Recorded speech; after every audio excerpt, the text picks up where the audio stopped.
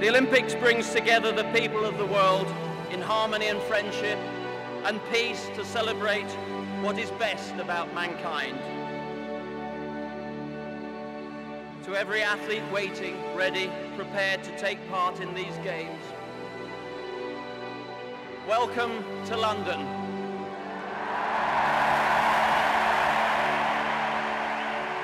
There is a truth to sport, a purity, a drama, an intensity, a spirit that makes it irresistible to take part in and irresistible to watch. What we are seeing right now is that dreams do come true. London 2012 will inspire a generation. In every Olympic sport, there is all that matters in life. Humans stretch to the limit of their abilities, living for the moment, but making an indelible mark upon history. The champion becomes a legend. To my fellow countrymen, I say thank you. Thank you for making all this possible.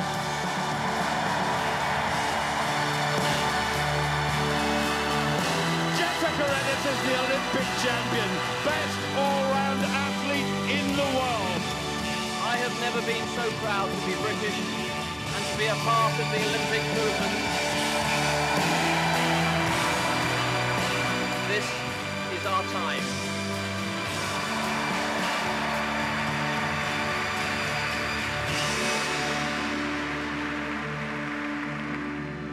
And one day we will tell our children and our grandchildren that when our time came, we did it right.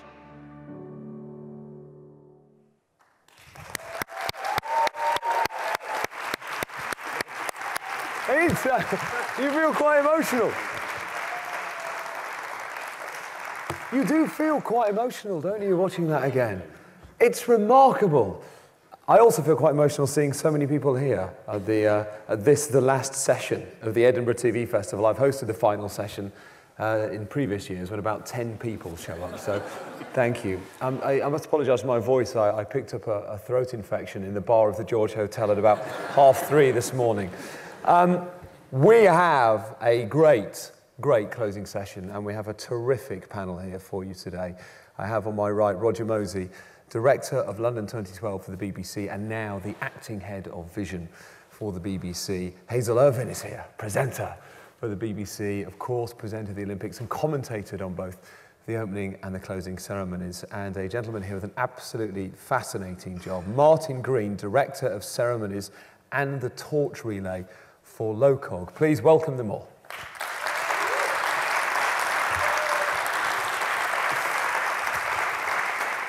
Roger, I mean, congratulations, I think is probably the first thing to say.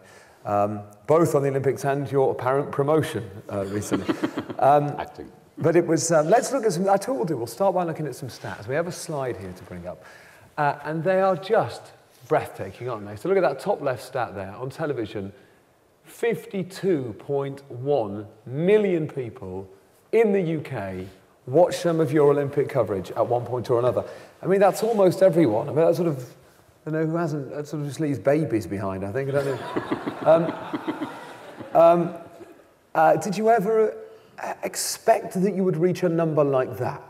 No. I mean, Beijing was 42 million, and we privately hoped to be sort of 45, 46, but 52, and that's actually the 15-minute reach as well, so it's a proper substantive number, and we didn't think we'd get to that. And also, you know, I mean, Martin knows that for the opening and closing ceremony, we would have liked it to be the top-rating TV programme of the year, but when the England-Italy penalty shootout happened, it was 22.2, we were really thinking we might not beat it. So to get those figures for opening and for closing actually as well was astonishing. We should let's pick out, let's have a look at some of those stats, Roger, that stand out to you. 39 million UK browsers to BBC Sports.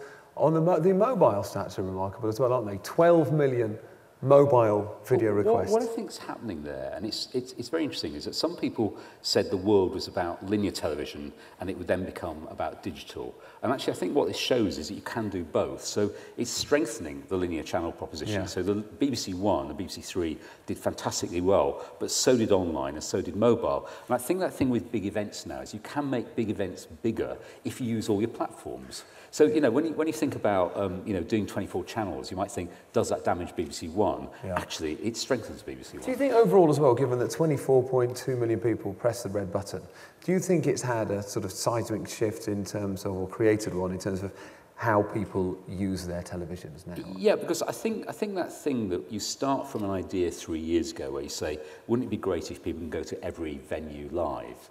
And it then turns into that. And actually you then see the reality of people loving the fact that they could edit their own Olympics. And if you want to go and watch the fencing and then go watch the Greco-Roman wrestling or then go and watch, you know, you can do it. And people did love that choice and that experience of that. It'd be interesting to talk about the sort of legacy of having those 24 channels and what else you might now apply that to in the future. So we'll come on to that. Let's have a look, Hazel, as well, at another slide here. So this was a survey done of satisfaction. I mean, look at that top one there.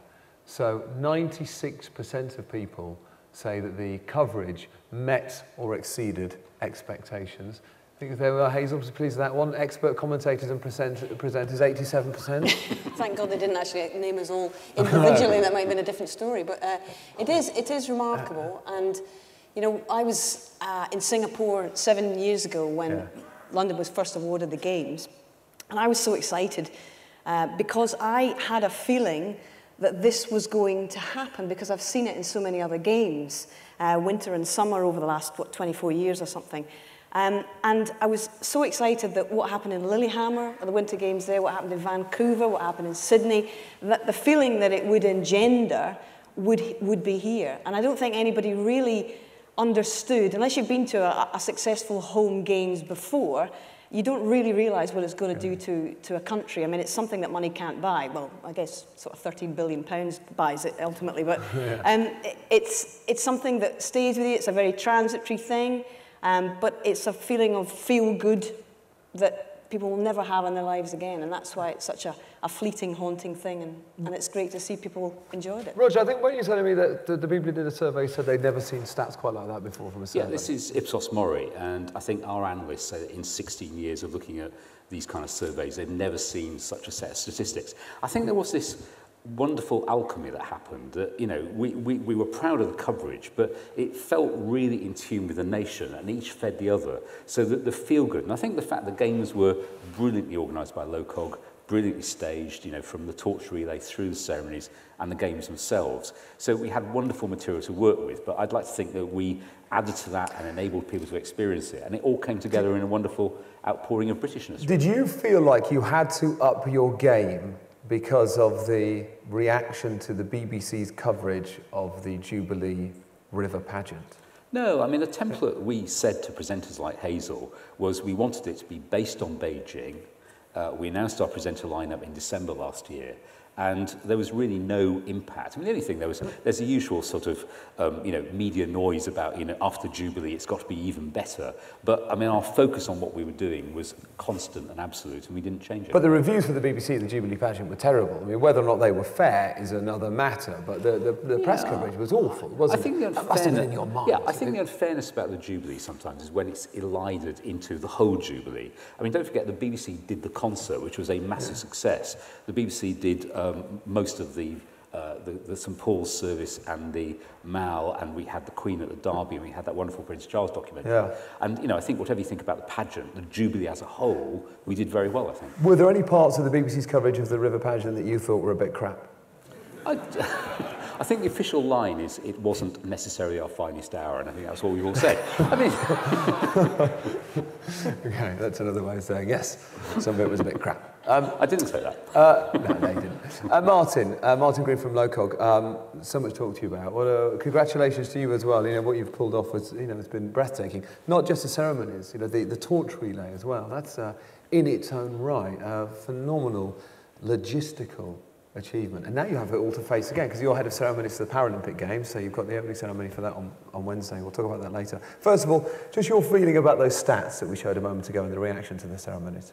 Oh, God. It's just enormously gratifying. I mean, it's such an odd show to do, that first show, opening ceremony.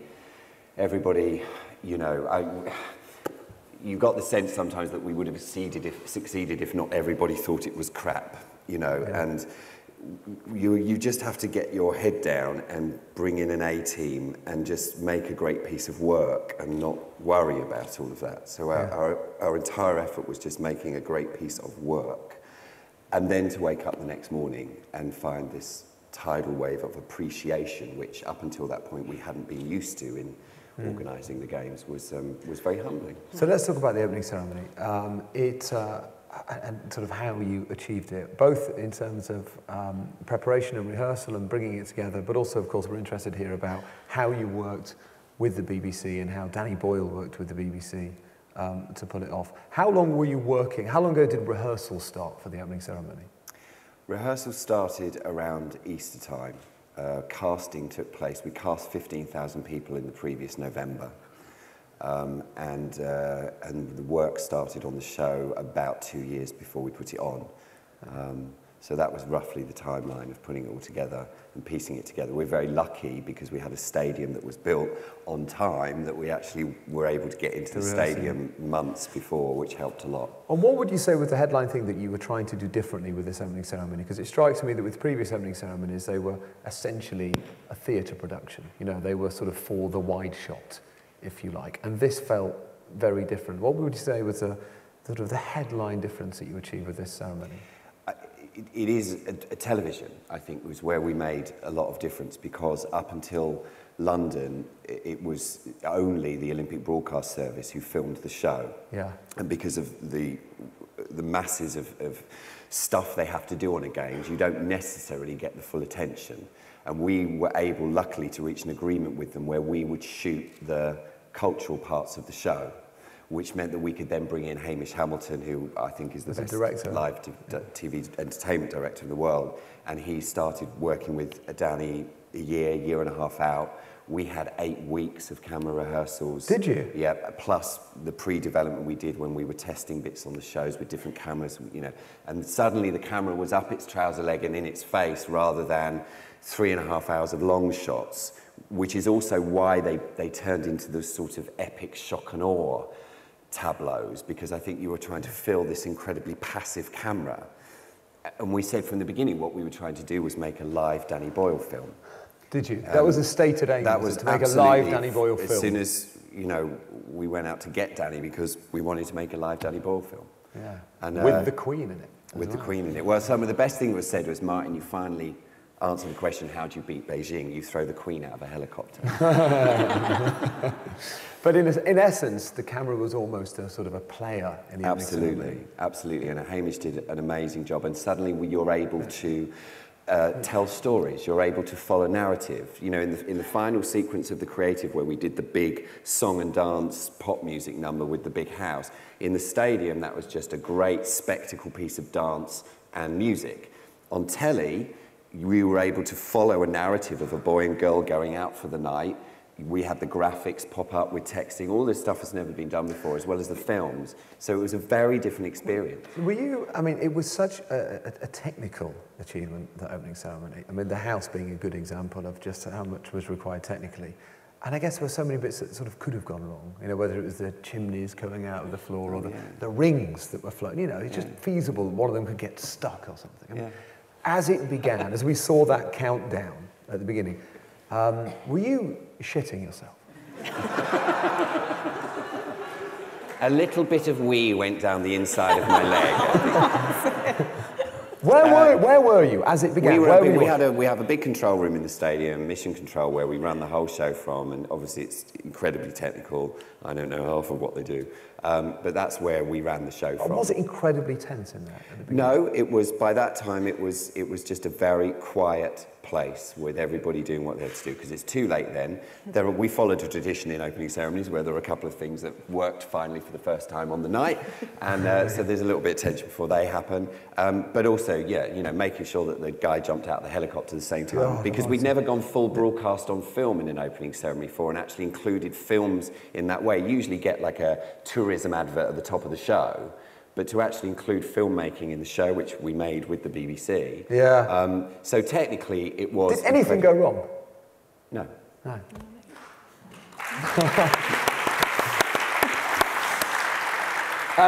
Hazel, I'm really interested to know about you know, how, as commentators, you were involved in the sort of rehearsals, if you like, of this ceremony, because it was yourself, it was Trevor Nelson and Hugh who commentated over both the opening and the closing ceremonies. Did they reveal everything to you? I mean, they were very good at holding surprises back. Was there anything that you didn't know about when it happened? There was one thing. Normally what happens before an opening ceremony from experience is that you are given a sheet of paper about an hour before the thing starts, and it reveals to you who's likely to be lighting the flame. That's the last big secret. And this time, I'd had a feeling that you were going to do something different. I genuinely didn't know who was going to do it. And I had a feeling that you were going to take 6 kids from the 6 host boroughs, all of whom were born on the 6th of July 2005. I know, I should have told you that one.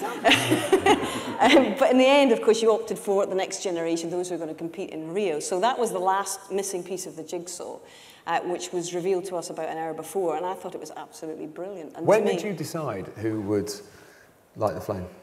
Danny sort of first expressed the idea. We purposely stopped having the conversation because we thought as soon as we have the conversation, it will get out. So we actually just banned the conversation. So we started about after Easter to mull it around. And then it wasn't just Danny's idea. You know, Danny had the idea, you then have to take it through a system of approvals and things like that. But it was what he wanted. And when was the decision made?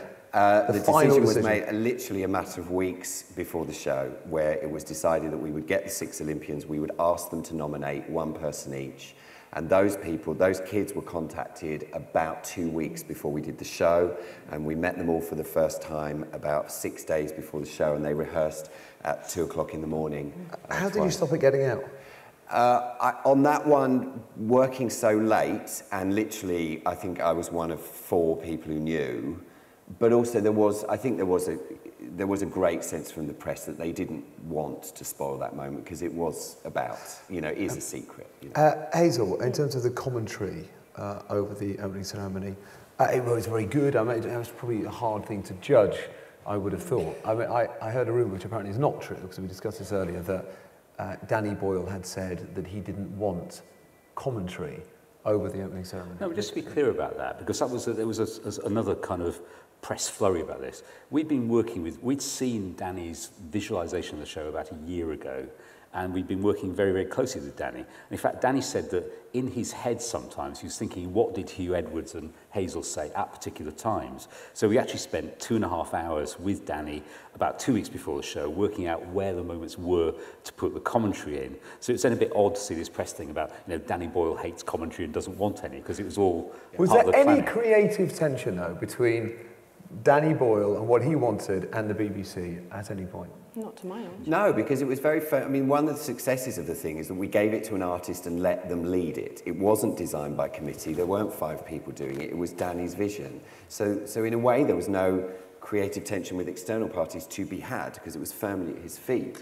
But we genuinely had a good run with it. And it was, you know, what Roger says about the commentary is absolutely true. It was about investing the time with Hugh and everyone and, you know, Hazel to find the spaces and find the places where things did need to be. And I think that point about it not being done by a committee was incredibly important, because when we saw Danny's design of the ceremony, I would guess, Martin, probably about 90% of that went into the show. So Danny's original vision in June, July 2011 was what appeared in the stadium. And I think it's so important that you do have, you know, a creative, artistic vision for that ceremony, not being done by 700 dull bureaucrats. Okay. I think what was technically difficult was actually finding the gaps and unpicking and joining the dots within a ceremony that was incredibly multi-layered. There were so many layers of meaning in that.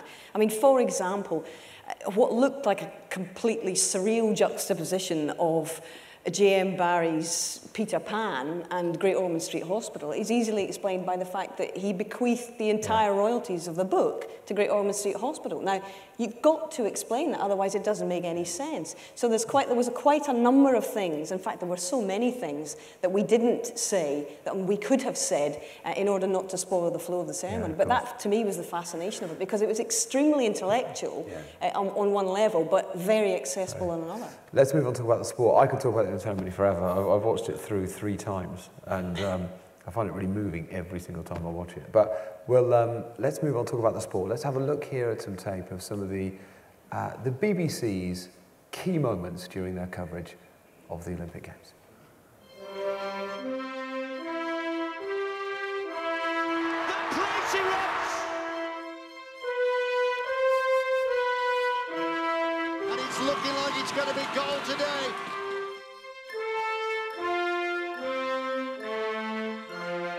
I can't believe it.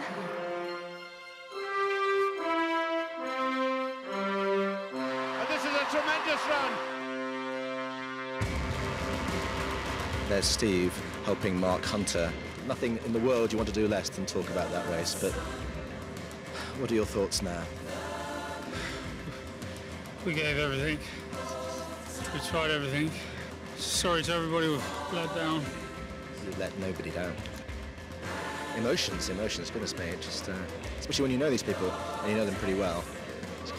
It's quite hard being here as well. He's the most down-to-earth, beautiful boy you ever meet in your life. Look at him, look at him, he's crying like me. I love you. Oh, unbelievable, unbelievable. A sterling effort. And he is the Olympic sprint champion. Michael Phelps, his last swim ever.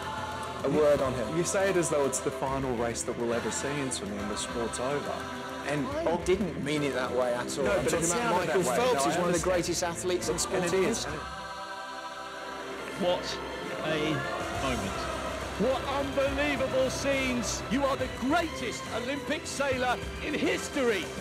They grant Britain's first ever gold in dressage. But Mark Barrett gritting his teeth now. Yes! Go on! Come on, Mo! The arms have got to pump, the knees have got to come up high. He's got to find something extra. Barrett is going to make it 2 gold medals for Great Britain. Beautiful! It means a lot to me, and that 2 medals is to my, obviously, my 2 girls are coming. They have not born yet, hopefully. There's twins, so one of each. Well, literally, like, they could have arrived in days. This is the best moment I've ever witnessed in athletics in Britain.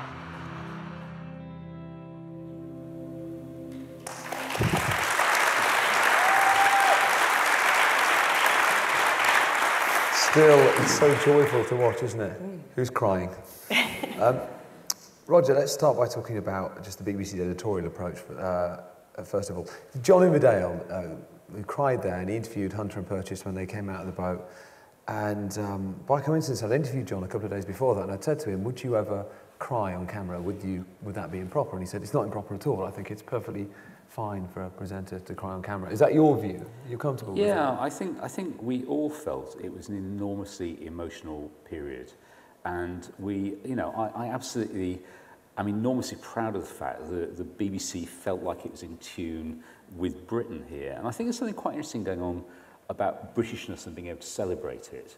That it felt in these games, as I say, like the mood of the nation and the mood of the BBC kind of merged together in a way that is enormously powerful. And I think for our presenters to be neutral or emotionally kind of buttoned up and like the old stereotype of Britain would have been a betrayal of some amazing sport. It's hard to judge, though, isn't it? Moments. I mean, it's hard to judge. As a BBC presenter myself, we have this sort of neutrality drummed into us constantly, and yet here you're allowed to not be neutral. But to what extent? Yeah, but I think, you see, the BBC's impartiality and independence comes from, scrutinising the costs, the ceremonies, the torch relay. We did lots about security. I mean, our news coverage must be independent, impartial and rigorous.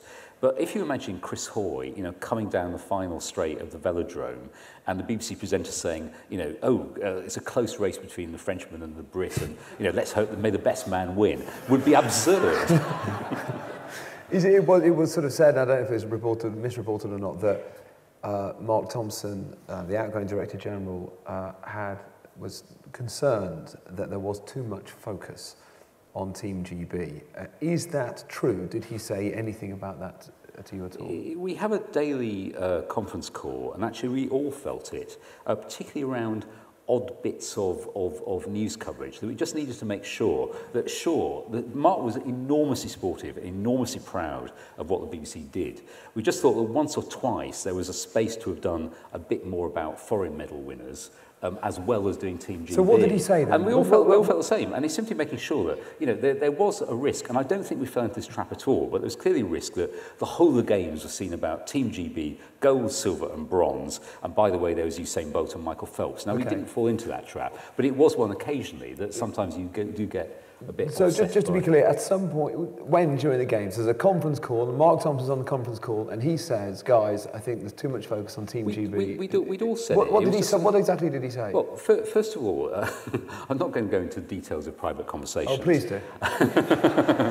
No, we'd been saying it for 2-3 days of just making sure that you don't suddenly look at the medals table and think, where did those 8 South Korean golds come from? All those, and the story as it happens, the next day, we'd already been planning to do a story about the rivalry. David Bond did it on the 10 o'clock news, about the rivalry between China and the USA at the top of the medal table. And that was exactly the sort of piece that a day or two we'd missed doing that So kind of story. when did this happen? When did Mark say this? Within the games? This is in the context of Mark Thompson supporting, as No, I know, everybody but you can did. tell it. When did it happen? It was on the final Wednesday.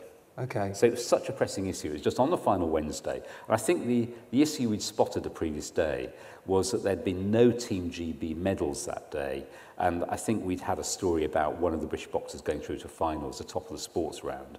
And that actually was something that you did have an opportunity there to do just a bit more about the international nature of these games. Now, actually, the question is, did we do the foreign medal winners brilliantly well? Yes, we did. We did that amazing triathlon story. But just not at that point, was your feeling? On that Wednesday, it was really, really marginal. It was the most marginal touch on the tiller. But it's absolutely a conversation that, in a grown-up world, the Director of Vision and the Director General and the Director of Sport, Barbara Slater, and all of us talk about what's going right with our coverage and where it needs to touch on the tiller. If we didn't have those conversations, it'd be bonkers to kind of go through an Olympics without anyone expressing a view on is the coverage going well. And we all knew, and Mark was very clear, the coverage he thought was going brilliantly well. Okay. Hazel, it is a very hard thing to judge as a presenter, isn't it? I mean, that clip of John Inverdale with Hunter Purchase illustrates his point very well. And I remember I said on Twitter when I watched that, I thought it was a beautiful bit of telly, and a lot of people wrote back to me on Twitter saying, no, it wasn't. It was disgusting that he'd got there in their face at that point when they were so emotionally uptight. Now, that was just the opinions of some people on Twitter. But I guess that is a very difficult thing for a presenter to judge, isn't it? Yeah, it is. And you have to be careful that you're not overwhelmed by the moment. And I remember vividly 2002, Rona Martin winning curling gold, Salt Lake City, and going up to her and feeling this lump rising in the throat. I wanted to absolutely run over to her and say, "You're fantastic, this is brilliant."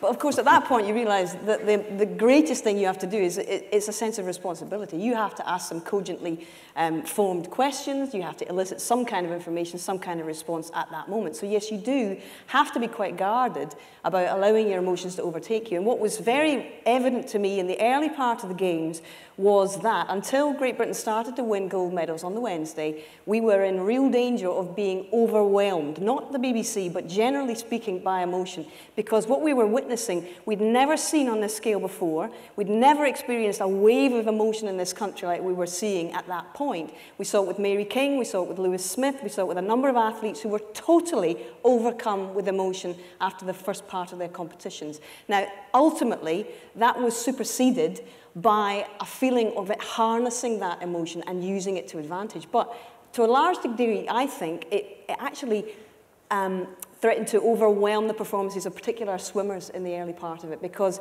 such was the crushing wave of elation and goodwill towards them. It actually was in danger of putting them under. So yes, you have to be very careful not to get sucked into that, definitely. Claire Balding, we saw in that clip as well. There's been a lot of talk about Claire The brilliant interview that she did with is it Bert Lacrosse, I think is his name. Yeah. Wasn't that one of your favourite moments? It was. Of the Olympics? It was fantastic, fantastic. And there's been some suggestion that Claire should now be given I think some kind of chat show or sports chat show. Roger, Yeah, is that something that you're considering? Look, what I just want to say about the team is I thought the team was extraordinary. I think the other thing to factor in is it had a very strong female contingent. And I think it's right what Mark said in broadcast this week, which is that BBC Sport used to be a bastion of male presenters. In fact, we've got Claire and Hazel and Gabby and Michelle Hussein coming into the Olympics for the first time. You know, it was all, I thought, fantastically strong. It was a diverse team, and it was a team which I thought really did brilliantly at every level. There wasn't a single weak link. It was just incredible. Okay, let's have a look at another bit of tape here. These are some of the other stories that came out of the Games.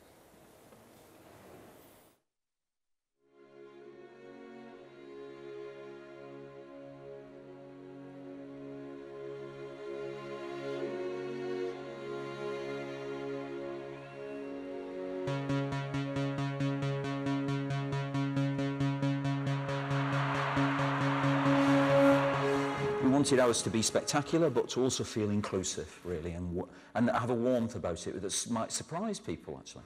It's very exciting, really great. And what remains to be done before Friday? A lot. Meanwhile, Danny Ball, he's not backing down because these two guys in their bedroom have written fireworks into the opening track, or I don't know. So basically, it's like Mexican face-off.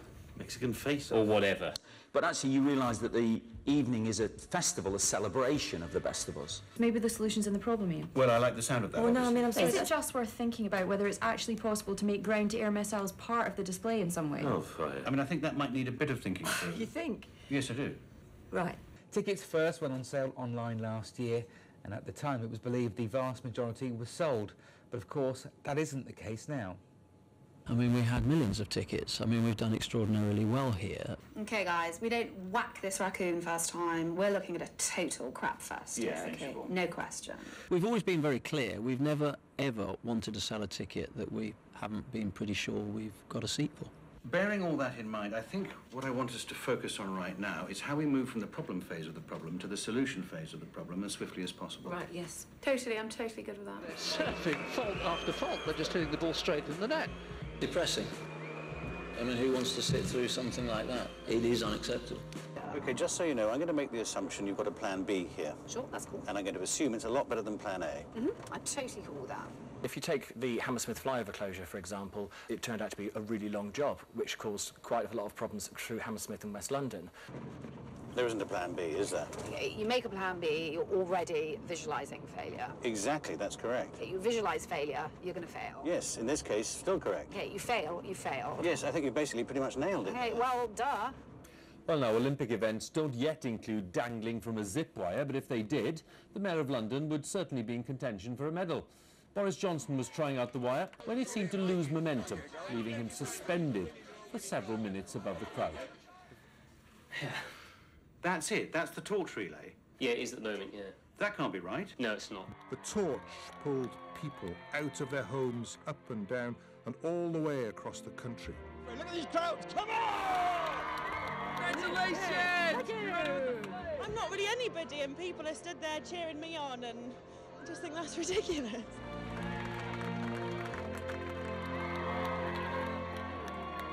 This was what people thought of the Games. And it turned into this.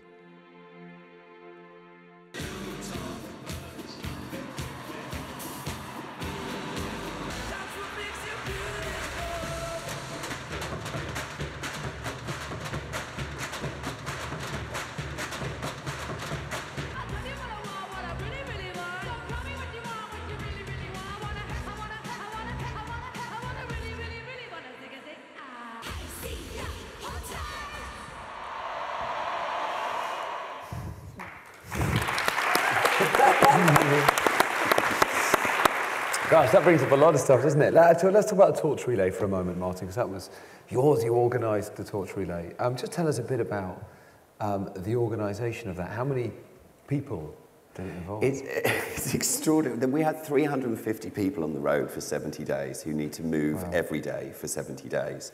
So even doing their laundry and feeding them becomes this mammoth exercise. But ultimately, it was about the 8,000 people who ran with this torch and the 20 million people who came out and saw them do that. I mean, we've done, there are events in stadiums, there are sporting events. This event has we haven't seen anything like it in this country. And for it to remind us in a cynical world of actually how good we are and how fantastic people are out there was very emotional. But it was the detail as well. I remember seeing it going up Shaftesbury Avenue, and I think the orchestra of a theatre production then started playing Chariots of Fire with the conductor on the balcony. And then when it went down the Mall, I think there was some sort of honour guard provided by the Household Cavalry. I mean, there was just constant detail. But it's a glorious game, you see, because once you've figured out the core route, you then go, right, what can we do with it? Abseiling off the Tyne Bridge was just, an absolute favourite of mine, and up Snowdon and the beautiful shots we got. So it just becomes this wonderful game of what can we do? How far can we go? And what can we do with it to keep those stories coming? So 350 people on the move constantly? Yeah, between us and the sponsors and the back room and the vehicles and taking care of the torch itself, it's a really complex operation to make it that slick at the end of the day, I guess. As with almost everything in the Olympics, it kind of exceeded expectations, and you talked about 20 million people coming out to see it. Was there a point early on where you realised that this really was special? It's a weird thing, this exceeding expectations thing, because it sounds terribly arrogant, but of course that's what we wanted it to be. Yeah. So it didn't exceed expectations. It did exactly what we wanted it to do and we planned for. We would have been in trouble if we planned thinking, it might be all right, a few people might turn up, and suddenly all these people, because one story you never saw was, it's too packed, we've closed it, we've sent people away. So we actually did plan it to be as big as we it could be, and just hope that we'd got the tone of it right. Okay, the closing ceremony that we obviously saw a clip of as well, which was more of a concert, which was great fun. I was there. I had a great night. Were you happy with it? I mean, there were some of the reviews. It got mixed reviews, I think it's fair to say, didn't it? Look, I think any time you dare to touch music in this country, you slam into issues of taste, right? And so, but you don't do it. We just. Again, we were hopeful that everything would go right, so by the end of it, we just wanted to put on a big, stupid party, right? Was that the director come and said, tell me what this show's about, and I said, it's a big hot camp tranny mess, right? And she said, I can't put that in a press release, right? We have to... so, and it just was, guys, and yes, you're dealing with a lot of different talent, but, once we got over the opening ceremony and people saw that, basically we knew what we were doing, everything relaxed. And of course that show, because this annoying sports stuff is in the stadium, only gets 16 hours to get in. So we rehearsed the whole thing in a car park in Dagenham. Yeah. And seeing all that lot in a car park in Dagenham, I will never forget. It was fantastic. So...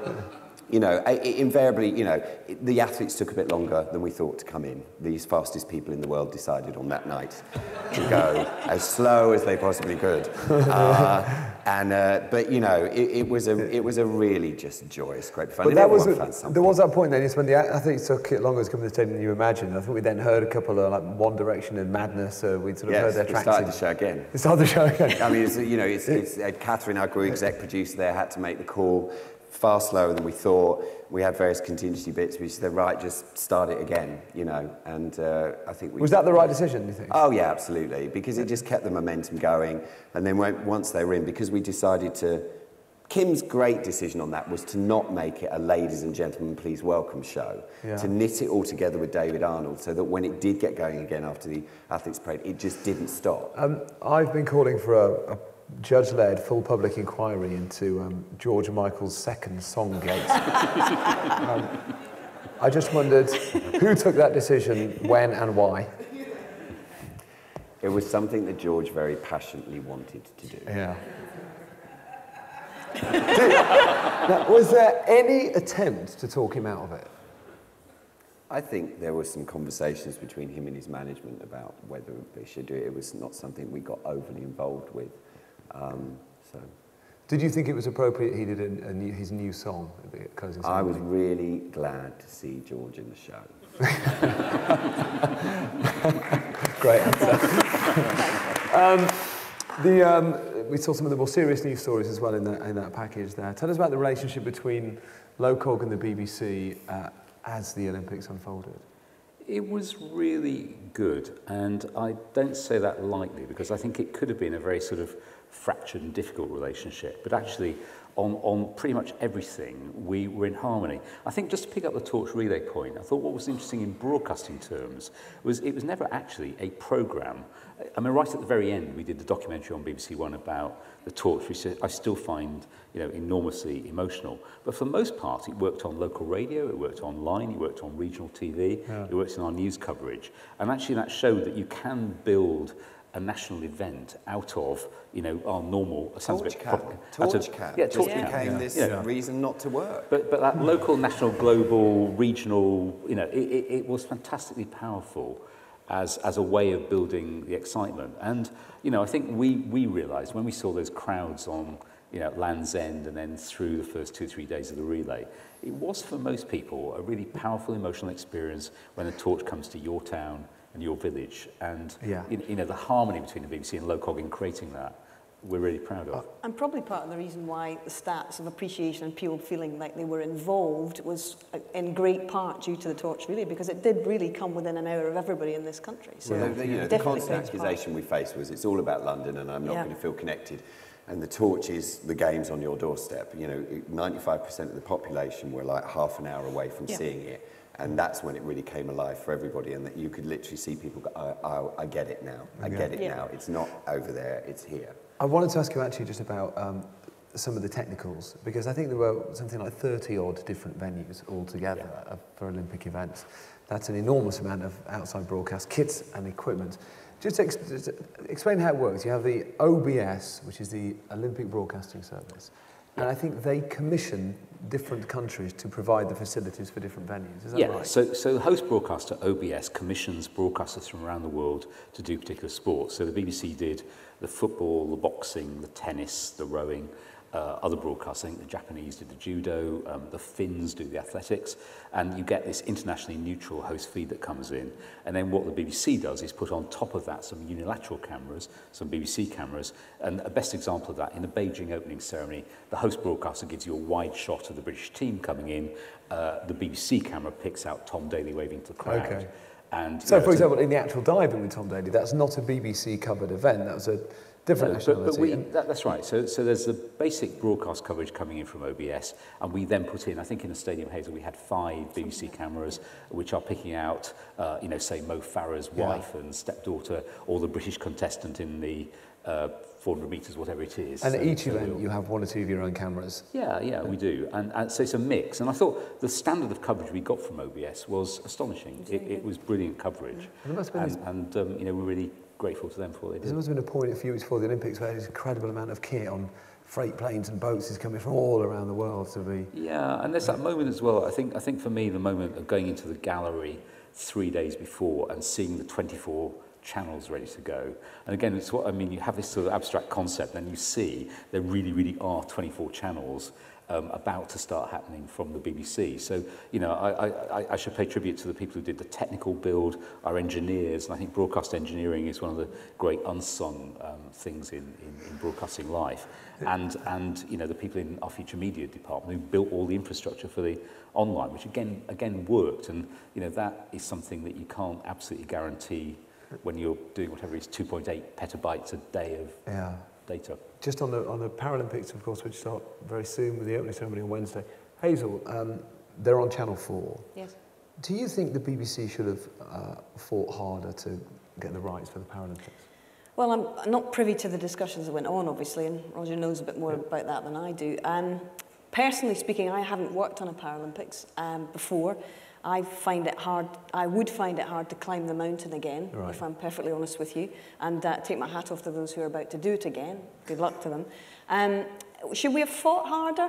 I'd like to see it on the BBC, yes, I would. But again, I'm not privy to the discussions, so I don't know how hard we fought. I'm sure it was pretty hard, Roger. Roger, you must be, I'm sure you're going to say that you technically, Channel 4 paid a lot of money and that you couldn't spend that much money on it, but you must be disappointed that you have not got the Paralympics. We said in 2010 when they awarded the rights that we were disappointed because we have covered the Paralympics over many previous games and we're very, very proud of our record on disability sport. I mean, it is second to none. But I think actually in this year, I think for Channel 4, and we wish Channel 4 the very best of luck with the Paralympics, but in this year, for another broadcaster to have part of those events of the year is actually not a bad outcome. I think that sharing around the UK broadcasting industry is actually a good thing. So sure, we're disappointed, but I think it's good for Channel 4. And Claire Bawley's gone over to do the Paralympics, and she's also doing, you know, the horse racing. Is that frustrating that they've taken some of your talent? No, I mean, we really, really hope that Claire will keep working for the BBC as well, and I think that's the plan. And you know, we're chat show? Well, but I think I don't know. I haven't seen that proposal come up yet. But you know, I think also this thing about a more porous broadcasting world. It's not the most terrible thing if some of your talent appear on other channels. I think the critical thing for the BBC is, do we deliver major events like the Olympics well? And I think the thing that happened just before these games, of course, was knowing that we've got the winters in Sochi and Pyongyang, and we've got the summer games in 2016 and 2020. And that legacy and the ability that we can bring our amazing team together is something we're enormously proud of. So that's more important than individual. The 24 channels, which worked very well. I mean, all of them getting at least 100,000 viewers, I think. So it was a success, wasn't it? That's profoundly sad, I think. I remember the last day going onto those 24 channels and seeing there was nothing left to watch. It's heartbreaking. But what is the legacy of that for you now? Are you going to use that model for Glastonbury or for Wimbledon?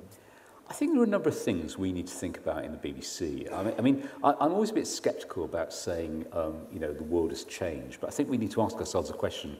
After these Olympics and what we saw in broadcasting and what we saw in the nation, has the world changed? And I think that's a question we will talk about internally and share with other people this autumn and a bit further on. I think there's also, exactly as you say, a kind of broadcasting legacy. And, you know, I can't commit at the moment, none of us can, to what we will do precisely in Sochi and Rio and, importantly, of course, the Glasgow Commonwealth Games, which I think are another major, major thing for the BBC. But, you know, if you ask the question, could we in Rio deliver only half what we delivered in London? I think your instinct would be you've got to try at least to deliver what we offered in London because people are going to expect that for those future big events. But would you so I think the challenge to us is we've got to try and do it. I know you can't commit now, I understand that, but are you saying in all probability for the Glasgow Games, for the Commonwealth Games, for big events like Glastonbury and Wimbledon, that will be the direction of travel that the world... Because those channels exist now, do they? And you think you're...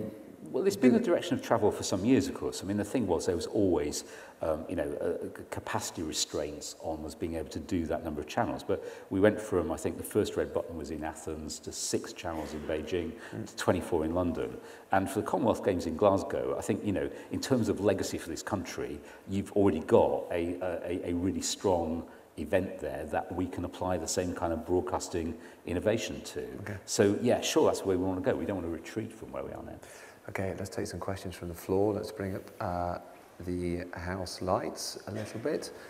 And what we're going to do here, as each of our stewards here brings you the microphone, they're going to slow-mo run to the music from the Chariots of Fire. So if let's cue the Chariots of Fire and bring the microphone, please, to Kenton Allen.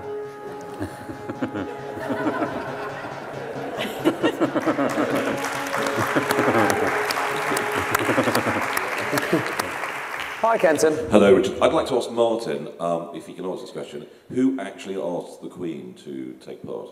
How did that come about? Danny and I went to see the Queen's private secretary, and we showed him in storyboard form what we wanted to do, and then he took it away to show to the Queen, and the answer came back, yes. I have to say, at the time, we thought we were going to be doing the whole thing with the body double.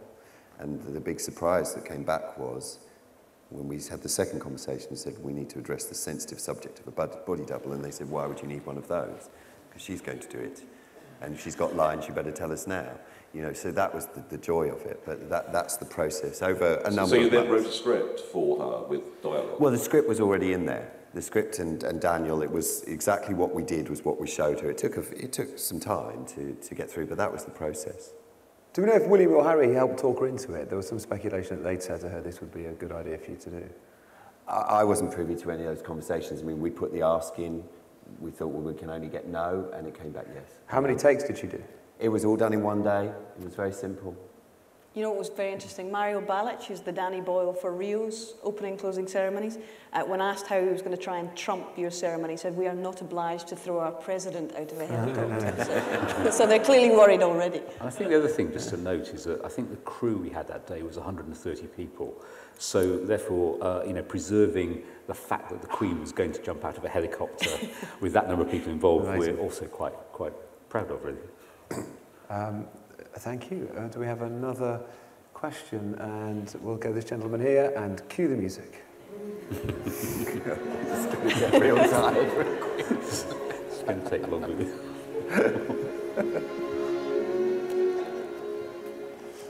And thank you, yes. Actually, the gentleman at the back. Yeah, hi. Hello. I'd just like to reiterate what a magnificent event this was and how important it has been for the future of the BBC. But can I just talk about the opening ceremony, the decision to give Danny Boyle that opportunity, which was a genius decision. I'd love to know who was responsible for that decision. Me. Very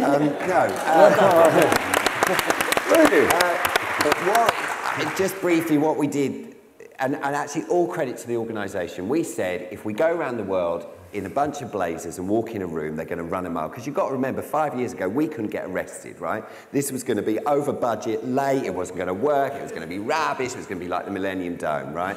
So, to his complete credit, Seb and the gang said, look, you go. And we literally wrote a list of 100 people who I thought would be good. And I went round and talked to absolutely every single one of them. And gradually, it just became apparent that the person we had to get was Danny. And I called Danny. He was in the middle, on a satellite phone, in the middle of the Arizona desert. He was filming 127 hours. And honest to God, he picked up the phone and he said, the answer's yes, what do you want? Really? Right, and off we went. So he'd heard that you were going to call him about this? Oh yeah, we'd you know, people had spoken to people, and we went through, and then we had a chat, and then I went back and said, because it was you know, signed off by, you know, the relevant authorities, you know, this is the right one. Danny comes from theatre into film. This is exactly the right pedigree to do this. He'll bring an edge to it. We knew that we wanted to do music in a big way, and of course that absolutely is a massive signifier of Danny's films.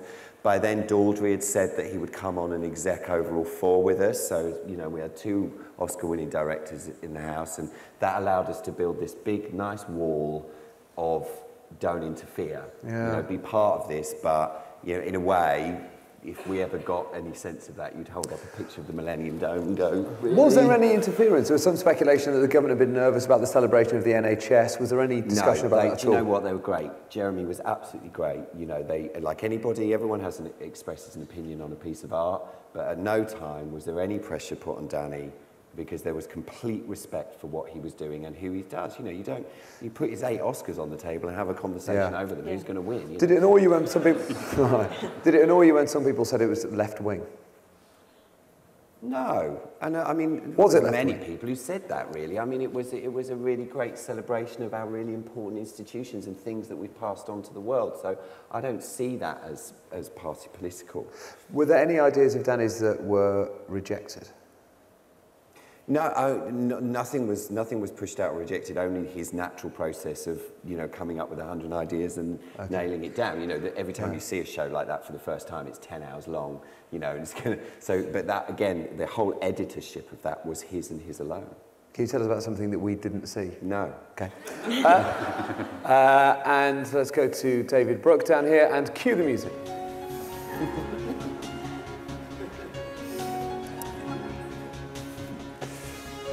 David, David, you're from Kazakhstani television, is that right? Where is it again? I'm currently working in Kiev in Ukraine. That's Richard. right, that's right. But my question is to Roger. Roger, congratulations on the coverage, a wonderful broadcast event. Lord Coe was quoted at the front there as talking about sport as having an irresistible appeal, yet the BBC seems able to resist the appeal of sport for large parts of the year. Would you consider using one of those 24 channels for a permanent free-to-air sports channel for all these sports that enjoyed the publicity, got people interested during the Olympic Games, but are going to disappear from our screens for the next couple of years without it? Well, I saw Philip Burney, head of television sport here, and we will look at the extent to which the world has changed. But I think the BBC is spending, I think it's around about £2 billion on sport over the forthcoming years. We've just renewed Wimbledon, we've just renewed the Six Nations, we've just secured the Olympics going forward. So the BBC's commitment to sport is strong and absolute, but clearly in a world in which we have to make efficiencies, sport can't be immune from that. I think the interesting question is, if you look at how do you support Olympic sports, you know, having the Olympic Games gives you a really strong goal you're getting to. But that is why British Olympic Dreams and World Olympic Dreams and shows like that were a key part of the build-up to London. I very much hope we keep that sort of tradition. Is it your view that the BBC should find a way to give more airtime to smaller sports, be it taekwondo or yeah, I think that's rowing? one thing we'll definitely look at. I think a free-to-air Do you think it sports... should? Look, the problem with the free-to-air sports channel is that does that mean you put the Six Nations onto it and Wimbledon onto it? And in my current acting role, I mean, clearly you want the Six Nations and Wimbledon to be showcased on BBC One. So that's why there's always an issue about does a dedicated sports channel work or not. David's on again, yeah. I was really just referring to all these sports that have enjoyed a significant increase in appeal that you would otherwise not see. And there's no doubt that the broadcast coverage of these sports, free to air, is going to help keep them in the public eye and help boost their appeal and contribute towards GB's success at the next Olympic Games. Yeah, I mean, and this is one of the things I do want us to look at, which is, you know, has the world changed? I think to make an instant judgment that you put handball onto BBC One at 8 o'clock, and I say that only because I loved the handball when I went to the venue, thought it was fantastic. But is it a BBC One 8 o'clock sport? No. Probably not. But what's the way you do support handball, you know, radio, online, you know, in the coming years? So in simple terms, you will be giving more airtime to these smaller sports? At the moment, I think it's fair to say we want to look at the way the world has changed. The language of more or whatever is always a difficult one to get into.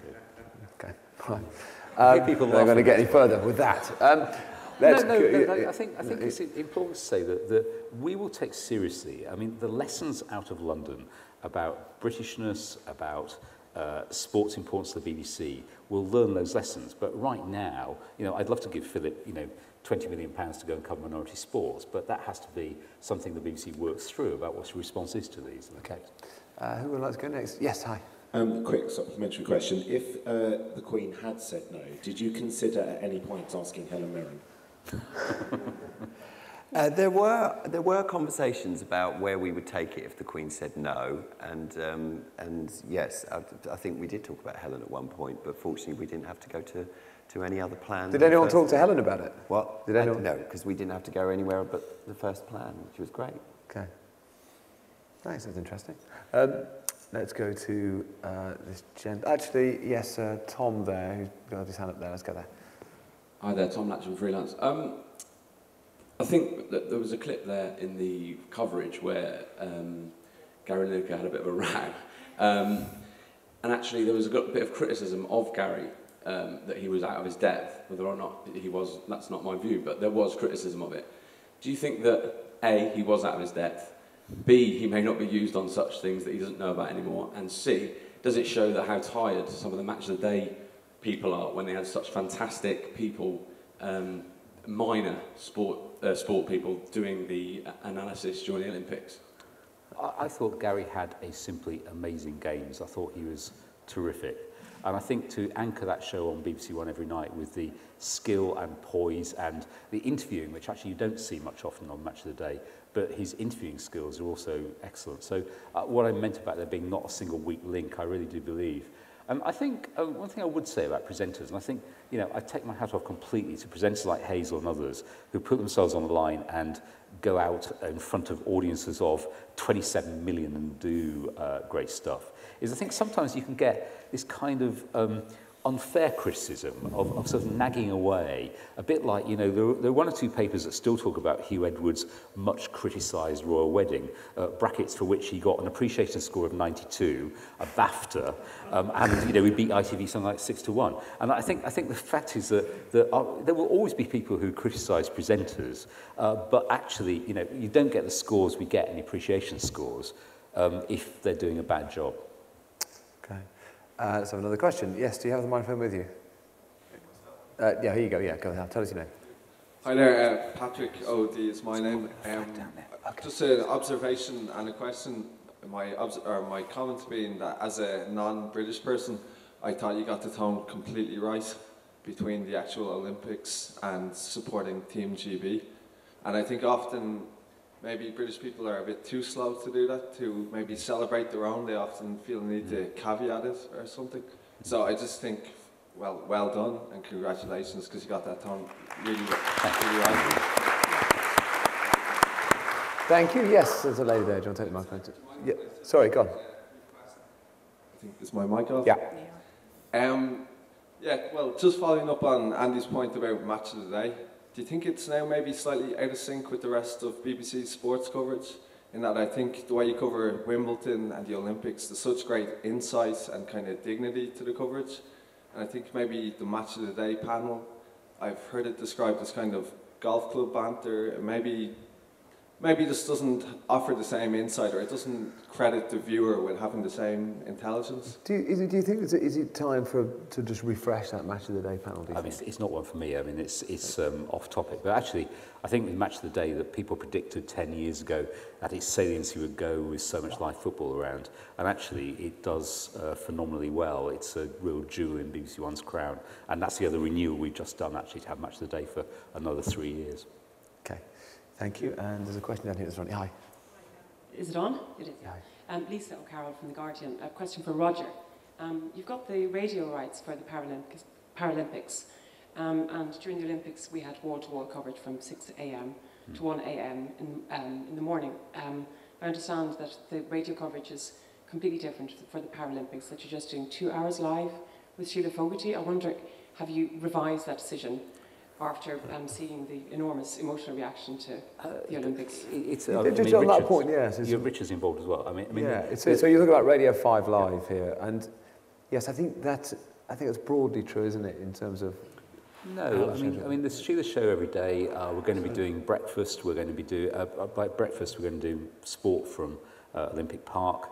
We've got 5 Live Sports Extra doing a lot, and then 5 Live Sport with John Inverdale and Russell Fuller also doing a lot of coverage of the Paralympics. And I mean, we're doing an enormous amount of news coverage around the Paralympics too. So this morning, I don't know if you saw it, we were live at Stormont for Paralympic Flame arriving at Stormont.